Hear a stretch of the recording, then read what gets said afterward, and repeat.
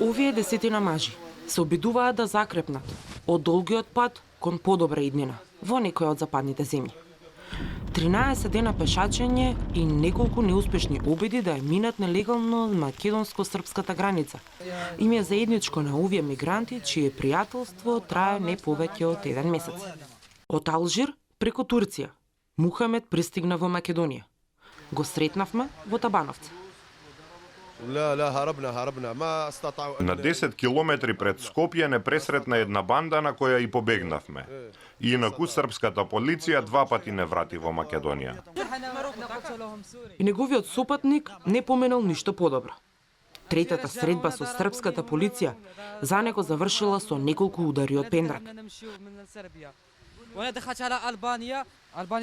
Пешки одевме кон Србија. Пробавме и преку албанскиот премин, па кон Косово, но не вратија во Македонија.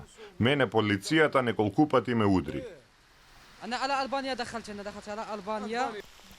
Центарот за мигранти во Табановце е само транзитен. Не е прифатен. И не е подготвен за зимата која што се ближи. Тоа е една од причините поради која не се откажуваат да влезат низ отворените европски врати по споредни патеки. Од една страна преку македонското село Ваксинце кон Косово па во Србија. Или од друга преку оваа уличка низ пограничното село Лојане преку планина до Србија. Ова се само дел од транзитните точки низ кои десетици илјади мигранти поминаа откако е затворена западно-балканската рута. Временските услови и засилената полициска контрола дополнително им го отежнуваат движењето на мигрантите низ Македонија. Мобилниот тим на Црвен крст ни покажа дел од патиштата по кои мигрантите се движат кон исполнување на надежта, подобар живот. Миратовски пат е еден од рутата по кои мигрантите одат или се враќаат од Србија, откако нивниот пат ќе го пресече полицијата, вели координаторката на мобилниот тим Сандра Томовска. Тоа што Црвен крст го забележува е дека навистина има денови кога имаме бегалци кои што едноставно надоаѓаат од сите страни. Има и денови кога немаме бегалци, кога е мирно. Но речи се и да нема ден да не се соочиме со група на бегалци во овој регион кои што бараат помош од Црвен крст.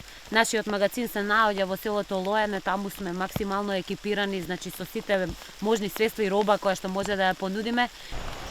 И на дожд и на сонце, по непристапен терен. Мобилниот тим на Црвен крст е во потрага по мигранти на кои им пружа помош.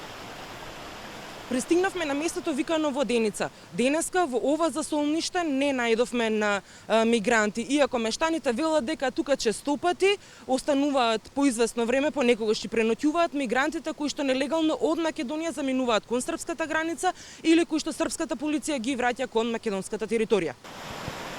Во изминативе 8 месеци полицијата тврди дека открила на 25.000 нелегални мигранти и дека истите се вратени во Грција.